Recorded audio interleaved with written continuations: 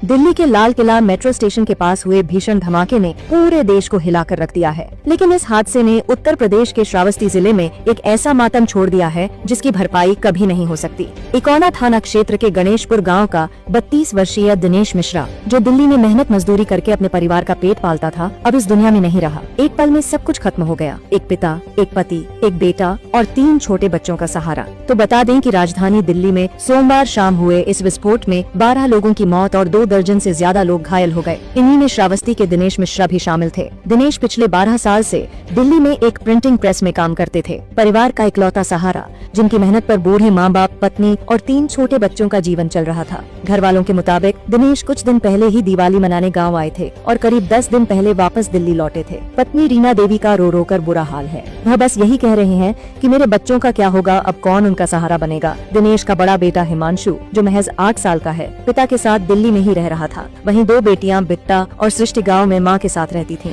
सोमवार की शाम जब धमाका हुआ तो दिनेश का फोन बंद हो गया। परिजनों ने बार बार कॉल किया लेकिन कोई जवाब नहीं मिला। फिर रात 11 बजे एक अनजान शख्स ने फोन उठाया और कहा, लोकनायक अस्पताल की इमरजेंसी में तुरंत आ जाइए। भाई गुड्डू मिश्रा ने बताया कि वे तुरंत दिल्ली के लोकनायक अस्पताल पहुंचे, लेकिन उन्हें अस्पताल में जाने नहीं दिया गया। घंटों की जद्दोजहद के बाद जब लिस्ट देखी गई तो उसमें दिनेश का नाम नहीं था। तभी कुछ देर बाद सूचना मिली कि विस्फोट में मरने वालों में उनका भाई भी शामिल है। ये सुनते ही पूरा परिवार फूट फूट कर रो पड़ा। गांव में कोहराम मच गया। श्रावस्ती का गणेशपुर गांव अब शोक में डूबा है। जहां कभी दिनेश की हंसी गूंजती थी, आज वहां सिर्फ सन्नाटा है। 3 छोटे बच्चों के सिर से पिता का साया उठ गया है और पीछे रह गई हैं बस यादें, दर्द और सवाल। क्या उनके परिवार का दोष सिर्फ इतना था कि दिनेश दिल्ली में मेहनत कर रहा था?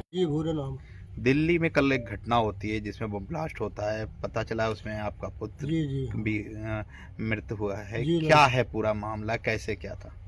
अब वही बम विस्फोट में हमारा गया है। कैसे आपको पता चला? हम 8 बजे टीवी जब देखें तो जो क्वार्टर लिहा रहा लड़का, तो हम बड़े लड़के के पास फोन की, इनके उठे अगल बगल रहा था बगल में, देखो कोई खतरा तो नहीं भागा। तो सब पता लगावे लगे जब, तो ओके मोबाइल स्विच ऑफ ठहरी, फेरे लगे। फिर पता लगा कि वही बम विस्फोट में हमारे गए। कई लड़के आपके वहाँ? 3 लड़के। क्या करते थे? ये नौकरी करता। लगभग कितने सालों से? ये 10-12 साल से रहा था, सब ऐसे रहा था लगभग। अच्छा, उनके परिवार में कितने लोग हैं, क्या है? जी 2 ठो लड़की हैं, एक लड़का है। बताया जा रहा है कि जो मृतक है उनका भी एक लड़का साथ में वहाँ दिल्ली में रहता था। हाँ, वो पढ़त रहा साहब जी।